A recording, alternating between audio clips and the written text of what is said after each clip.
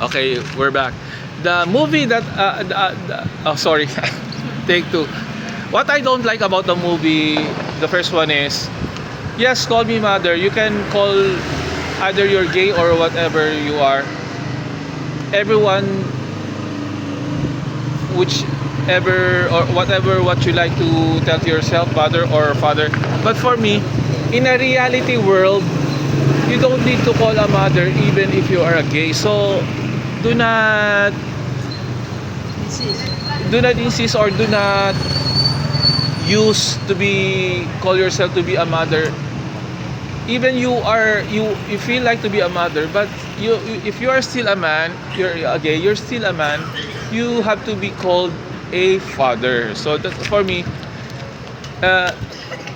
you don't need to you don't need to what's this force yourself to other people or please yourself that call me mother because I feel like to be a girl, I feel like to be a lady. No, once you are a gay, you're a gay. So once you're a man, you're a man. So for me, in a reality speaking, you should have to be called by a father. And then the second one, I forgot. I think that will be all for that. I forgot.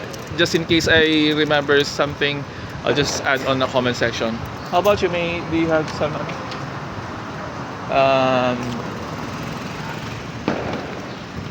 Additional? No, yeah, additional comments or additional something to say na you don't agree with the movie.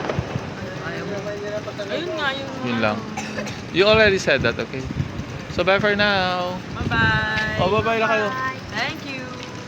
Bye-bye. Oy, Bye-bye. Happy New Year to each every one of Happy you. New Year.